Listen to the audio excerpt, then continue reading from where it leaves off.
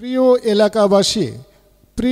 এলাকাবাসী আসছে আগামী 15ই ফেব্রুয়ারি ইউনিয়ন পরিষদ নির্বাচন।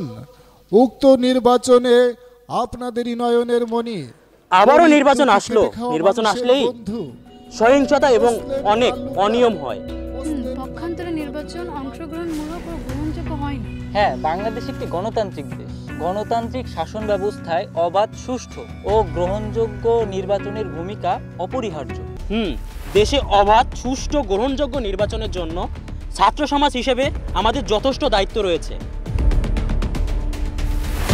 আরে তোমরা কি সবাই এখানে? ওইদিকে তো শামসু মাতুব্বরের লোকজনেরা গ্রামের মানুষকে প্রচুর ভয়ভীতি দেখাচ্ছে।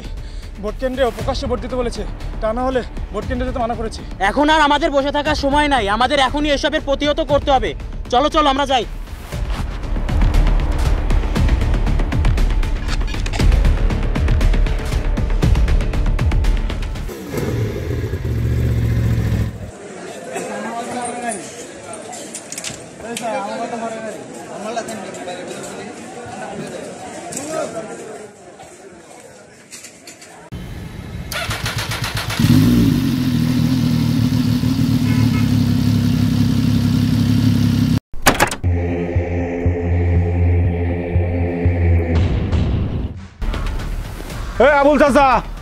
আবুল চাচা, জি এদিকে আসো।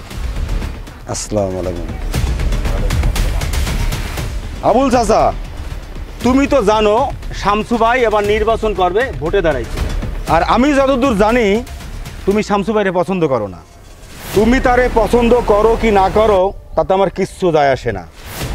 আবুল চাচা, ভোটটা কিন্তু তুমি শামসু ভাইরেই দেবা।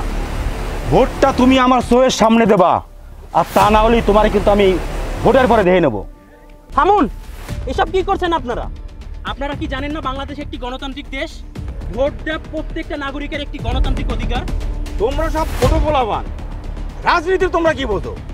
তোমরা এখান থেকে যাও। আপনারা যেটা করছেন সেটা বেআইনি। এতে স্বৈরাচারী শাসন ব্যবস্থা কায়েম হবে, জনগণের দুঃখ দুর্দশা বাড়বে।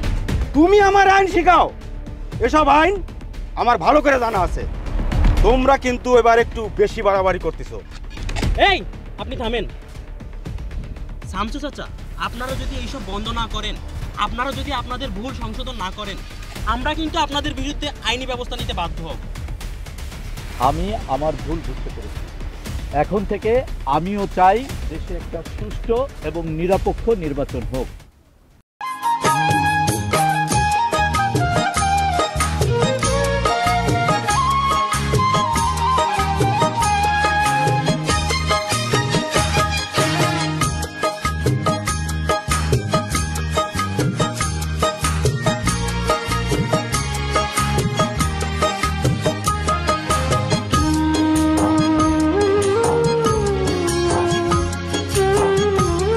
সারাদিন সুষ্ঠু ও নিরপেক্ষ নির্বাচনে ভোটে জয়ী হয়েছেন মেহেদী হাসান।